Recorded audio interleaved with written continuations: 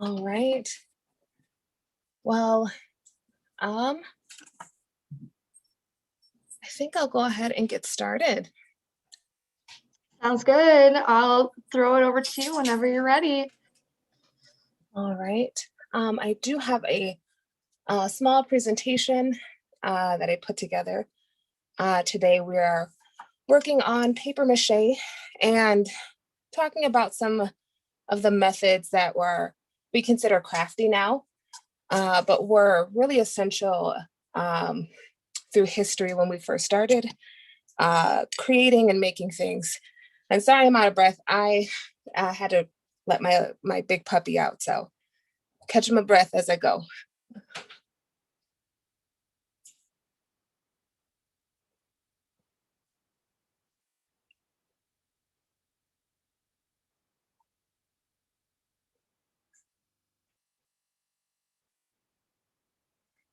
All right, so we are making paper mache spring bowls. The reason why I'm calling them spring bowls or am putting like bowl or spring in the title of it is because I have some dried flowers here that for me really remind me of springtime. And I'd like to use this method to preserve it a little bit more, but also make something that I'll use in the future. Paper mache is a super fun and awesome craft. The definition, as you'll see on the screen, is chewed paper, pulled or pulped paper, or mashed. You make a composite material made out of paper pieces or fibers. And then you take a adhesive like glue or starch, and you'll make a paste out of it. There are some already pre-made pastes that are construction grade that are also used sometimes when you're making paper mache. And a few different types or styles of paper mache are a pulped paper clay, or like we're gonna do today, we're gonna do strips and layer them. A little history. Ancient China is said to be the home of paper mache. That's where a lot of it has started. They have a large history with it. It was said that they also used it not just for lanterns or for toys or puppetry, but also for armor, like helmets. There is a piece at the museum, or there used to be, called the Code of Invocation, that had little prayers and blessings that the artist tucked into envelopes, and they made their own paper and stuck them together in a similar fashion. It's not quite paper mache, but I wanted to include it because I thought what a neat connection that was for doing paper mache, making paper mache today, and this particular piece that we have. Ancient Egyptians used to use death masks, make death masks with linen and plaster. So a similar technique where you have plant fibers that have been woven together, just like paper, and some type of adhesive that's sticking everything together. Oh yeah, in Europe they had ornamental wood furniture they would make, and all of those little intricate embossings and kind of like the raised areas, the decorative portion of it, instead of carving another piece of wood out, they would use paper mache to mold those pieces and then put them on. It was a cheap alternative to carving that, and made the process a lot easier. Now we use plastic, we use a lot of industrial type materials to do things that paper mache can do, but I think that it's fun to go back to it as an art piece and have a little fun with it. Oh yes, everyone knows paper mache, at least in my family and from my experience, from piñatas. The first kind of known piñata, not known piñata, the first experience with piñatas or with using paper as a vessel kind of came over with the spice trade.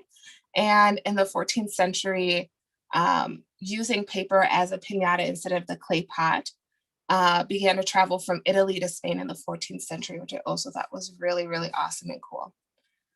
All right, so we talked about a couple different ways or techniques. Making pulp requires you to mix everything together. So that's soaking your paper, adding in your flour, your salt, your glue, and then mixing it up and making a clay with it. There's also the strip form, cutting pieces of paper out, layering it on top of a mold. It does require something that it can hold on to so it can keep its shape as it dries. All right, so that's my small presentation. I will go ahead and get started. Let's see if I can exit out of here.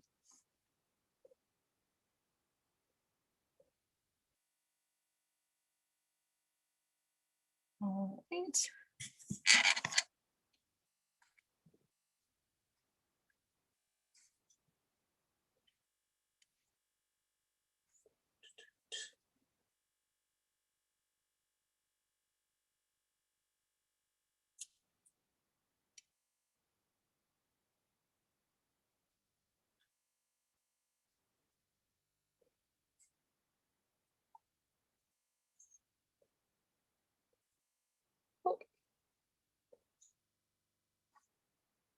All right, can you see me again or? You are still sharing your screen right now. Okay. I can't seem to unshare myself. If you go back to the Zoom meeting at the top, you should be able to say stop sharing, but maybe I can do it for you. Yeah. All right, I did it. Thank you. I think I hid my settings from myself today. All right, so I will go ahead and bear with us because I am trying something new today. So you all can see the materials that we have. Today we're using flour, water, a little bit of salt, and then I have a bowl for mixing all of my ingredients together. Today I'm going to use this wood block that I took off of my old couch.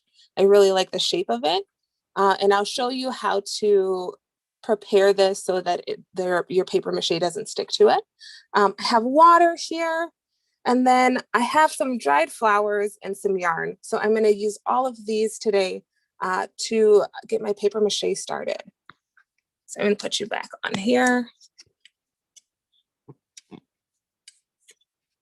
All right.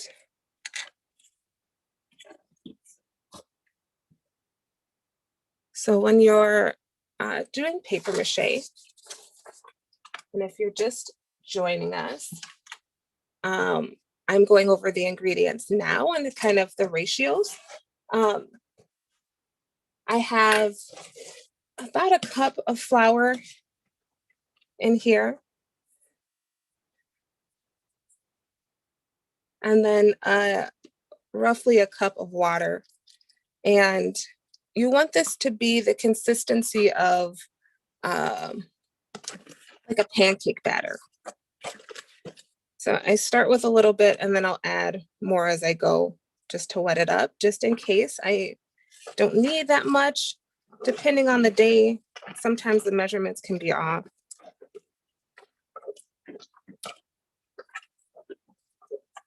You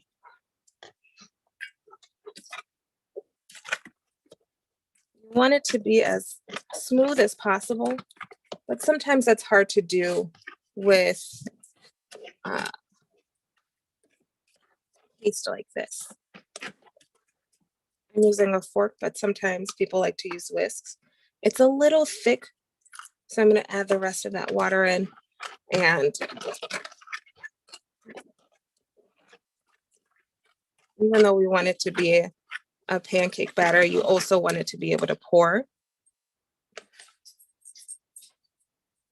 So as you're going, if it's not pouring or if you can't, if it's glopping off and not cascading off of your fork or your whisk, then it's too thick. The last part is the salt.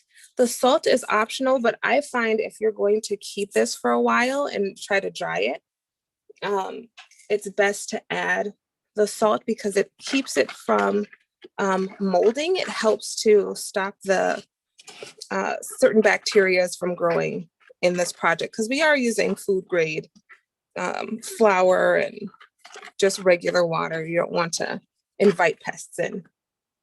Awesome.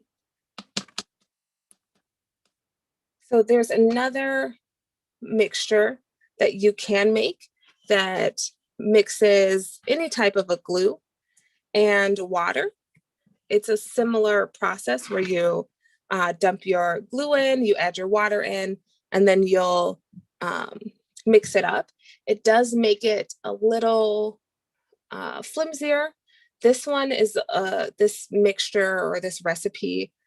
The flour acts as almost like a primer for your surface. So if you're using something other than white paper and you're trying to color it, it's really nice to use the flour mixture for it because it'll add that extra element of protection, but it also makes it a little bit lighter. Our next step is to take saran wrap, and I'm going to prep my mold for this.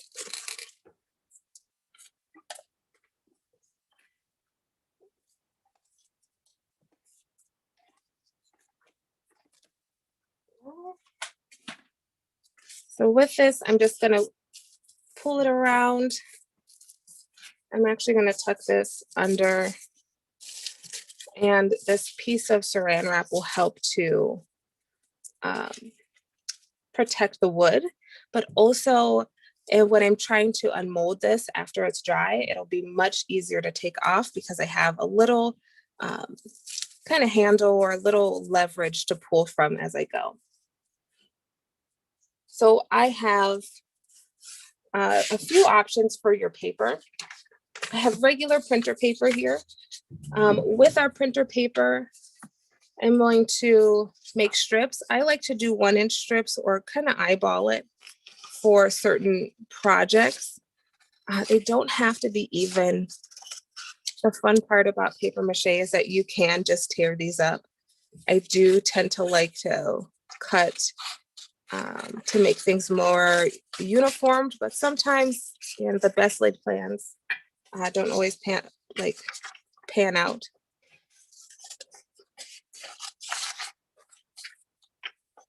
If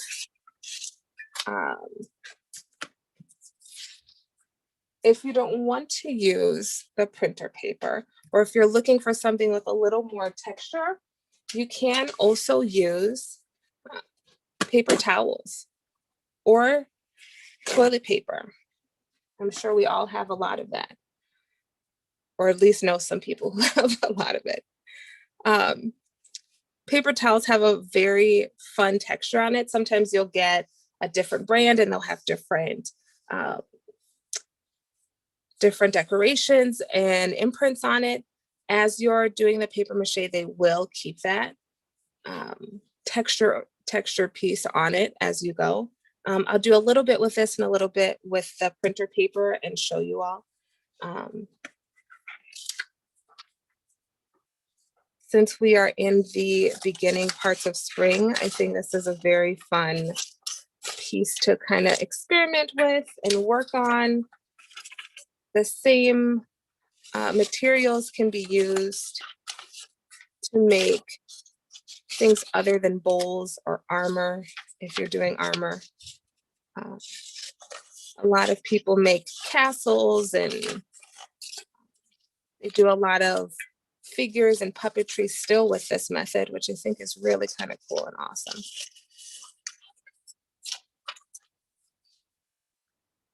All right. So the process is pretty easy. We're going to, and what I'm going to do first is put a glove on because I like to be hands-on with this process. I find it much more fun that way. So I have plenty of gloves here. If you have gloves, awesome. If not, you can use a brush as well to help you smooth the edges out. You are going to have to dip your pieces into your paste. And I like to smooth it off of the side so that it's not super chunky. Like this. And then I like to start from the bottom, going to the side, and I'm going to smooth them out. If you feel like there's too much paste on it, it's okay. Use a little less on your next strip, and then just spread it out as you go. You can always take it off.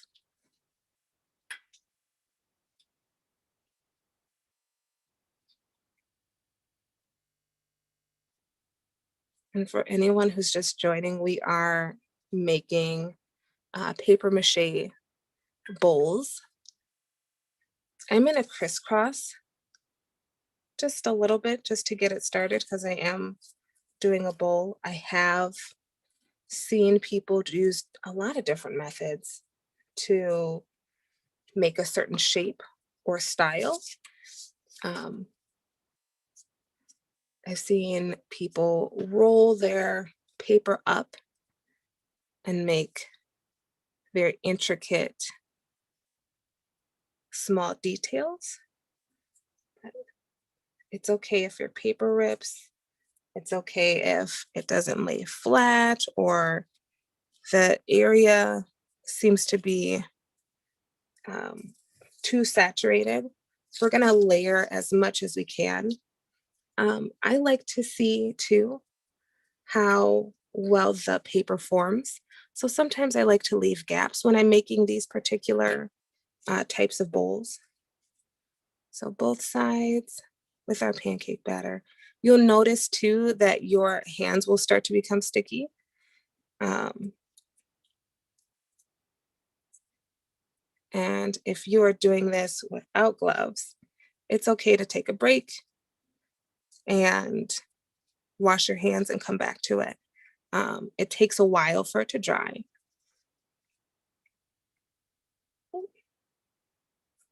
So some of my paper ripped, so I'm just gonna pull it down a little. And I think I'll go over that area again with another strip.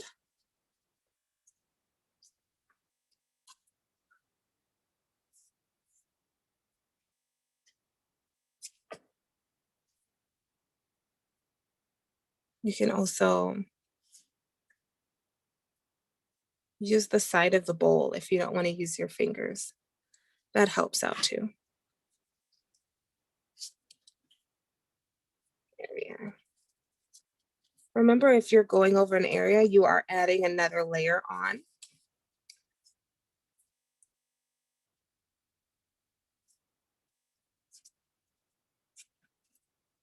So I think at this point, I'm going to show you um, the difference between using the printer paper and using the paper towel. So with the paper towel, you can dip it in if you'd like, but you have to be very careful because it's not as, it's a different weave or different thickness of paper. And since I already have a base down, I'm going to go really light on it. And then with my fingers and my paste, I'm just gonna smooth it off over the top. So I'll dip my fingers into the paste and then over the top of it that way. And now you can see that one still has a more texture to it than the other. And it kind of gives it a different look, which I think is really cool. So I'll do a few more of these.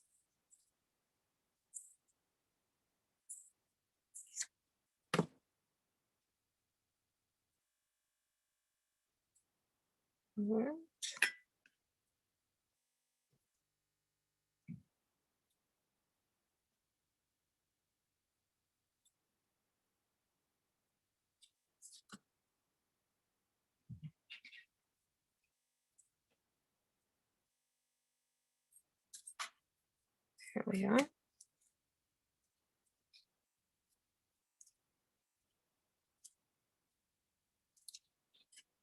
So this is the bottom of my bowl.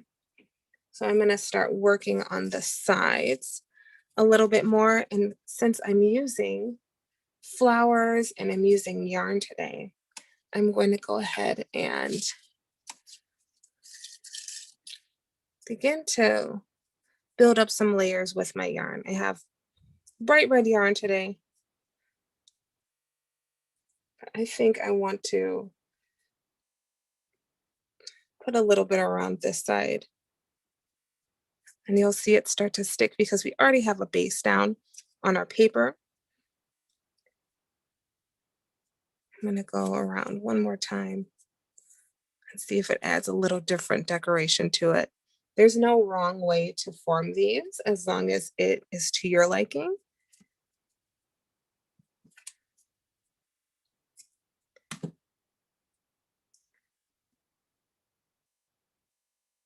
And I don't want to go too tight on this side because there is a mold underneath that I need to get it off of. So I'll leave that like that as it is. And then I'm going to prep another piece of my paper towel. But before I put my paper towel piece on, I'm going to take one of the flower petals that I have, and I think I'm going to put it on the side. These are very, very dry, but I'm going to take my paste with my finger or with my brush if you are using a brush today, and I'm going to start to layer that down on the sides here, just in the areas that I want them to be seen. I have some gaps, so I'm going to close them up with these, and then you'll see I will add another layer of paper over them. When you're working with dried flowers and a method like this, you do want to take your time so that you're not crumpling them up too much. They will kind of break because they're brittle, and that's all right.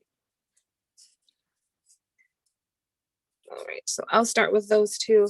I've changed my mind. I'm going to use the printer paper.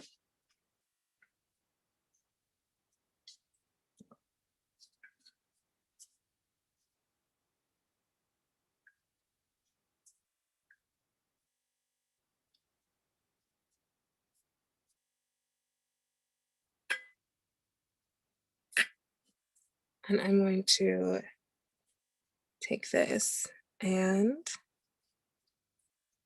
I think I'm going to go up this way.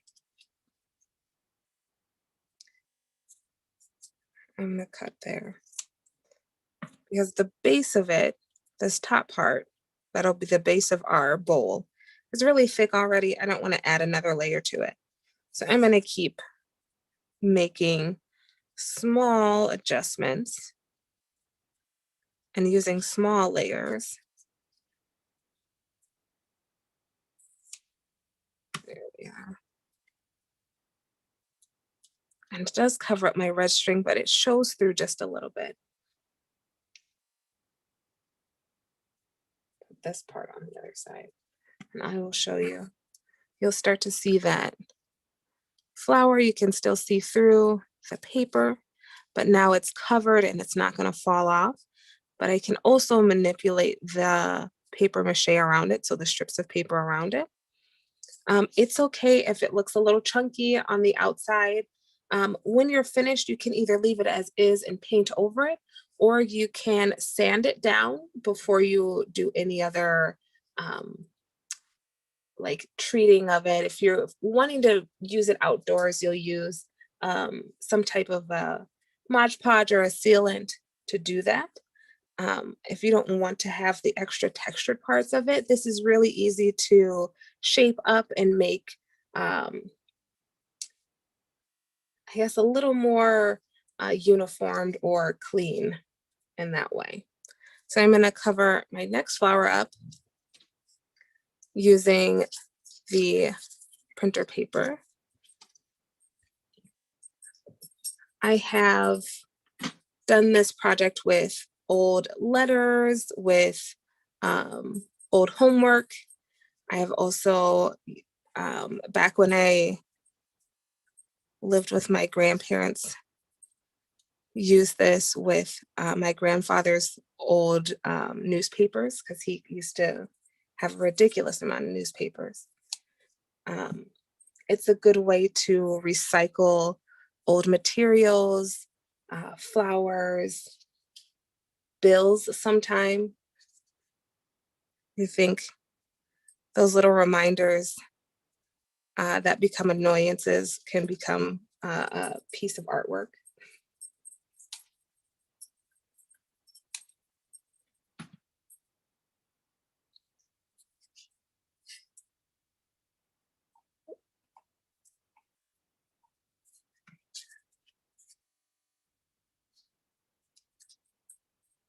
And even though Earth Day is past, I think it's good for us to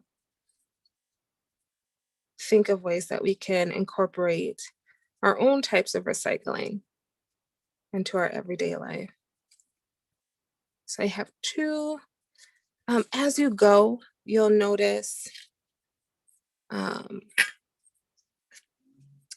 maybe a pattern start to form, or you'll think, oh, I really don't like that part. Wait till it dries. Things tend to really transform with paper mache as it dries. I'm using, I believe these are baby's breath. They're sticking up a little bit, so I'm going to try to be gentle because they fall apart really easily.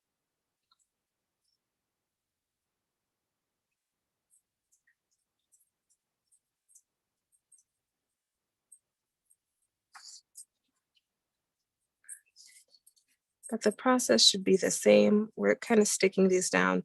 And what I might do is take the little flower heads off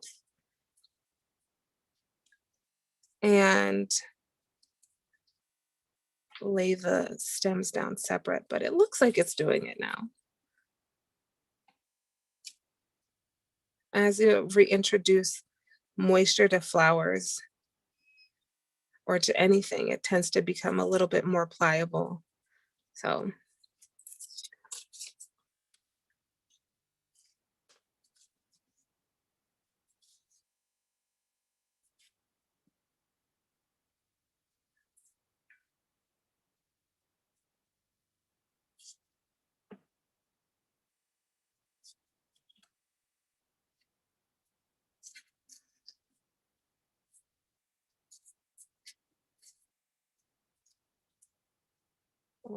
all the way up.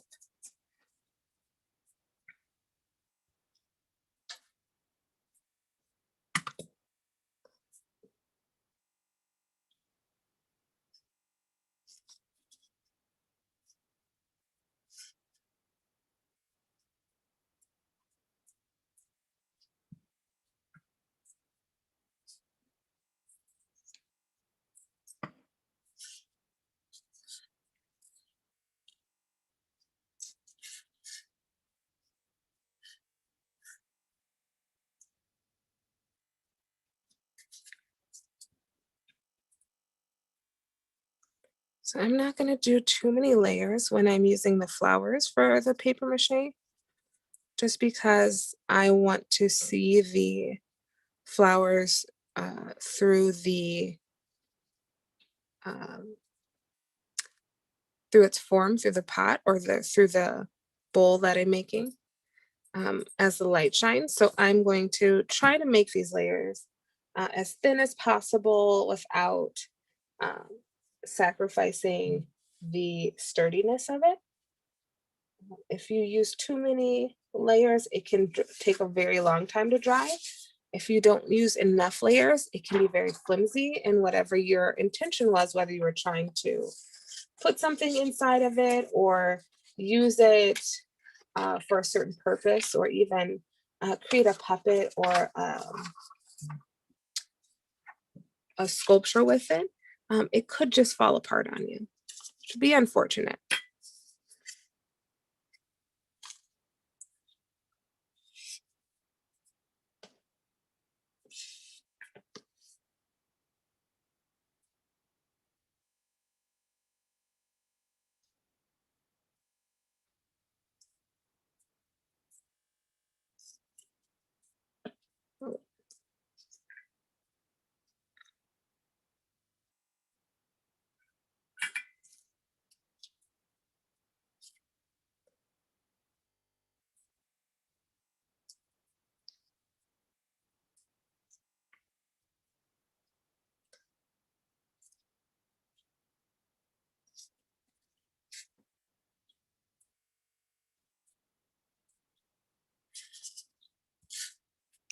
So I'm gonna go and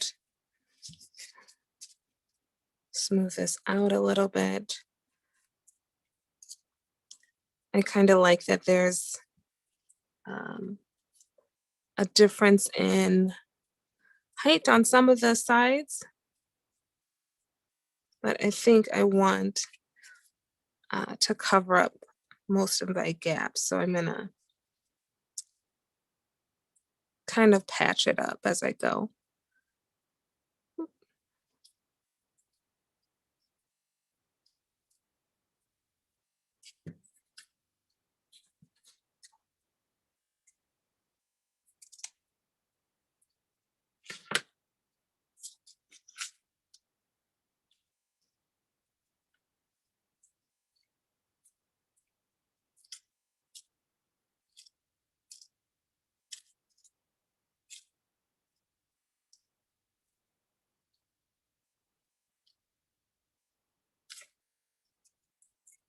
And maybe I need more yarn. This is your project, so as you're going, you can ask yourself these questions. Should I add more yarn to it? Maybe I should add thread. What other flowers could I add here? Do I want to add more flowers? Maybe I uh, want to cut my paper into a certain shape and have it um, not completely filled in all the way.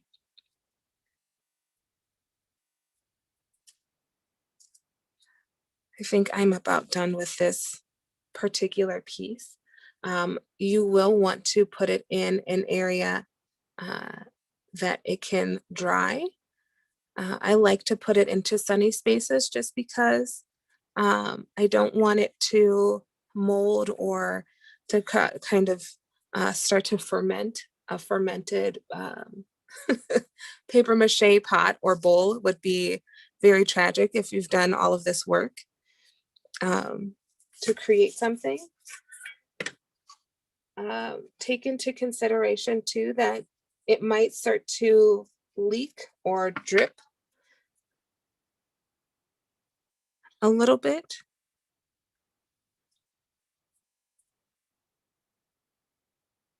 And that it starts to shrink around the area or the mold that it is on, but it should keep its shape just fine.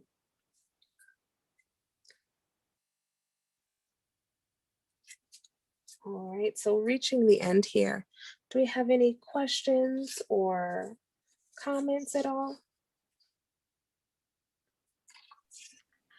So far, the chat has been pretty quiet, but I'll just let folks know that if they do this project and they want to share what they've made, you can take pictures and post on Instagram or Facebook and tag Arts Mia. And you can also visit our website to join our mailing list. You can stay up to date on other projects that we're doing. So I'll still be here for the next 5 minutes if anything pops up in the chat, but so far pretty quiet in the chat. Okay. Awesome. I find that creating and crafting in this manner takes a lot of my attention because I'm trying to be delicate, but I'm also kind of asking myself questions as I go. And with paper mache, because it is such an old and kind of world traveled craft, I find that there's almost no wrong way to have fun with it. Yarn and paper can often have another life if you put a little bit of research into it. I know I uh, learned how to make paper um, simply out of curiosity, and it ended up being a wonderful way to recycle. And it's a very similar process to doing paper mache. Um, but it's a lot of fun either way. As you can tell, some parts of the paste have started to dry on my hands, which is why I'm using the gloves. Um, you can't necessarily store the paste. Um, After a while, just like any perishable item, it will start to grow mold, it will start to break down. So if you could use what you make, which is why I start with small batches, um, please do. Also, if you don't use all of it, it's flour and water and salt. I'm sure you can find a recipe somewhere to do something with. Um, yeah, I think that that is all I have for this particular project. I have a couple other bowls that aren't ready to be unmolded. Unfortunately, I can't share those with you today. But I would love to see what everyone comes up with. And if you participate in this project, what you come up with, even if it's adding um, different flowers or different shapes or a different mold type, I'd love to see it. Great. Well, this is Angela chiming in here. Thanks so much for joining us, everybody. And we will see you next month for another round of art school with our different artists. So until then,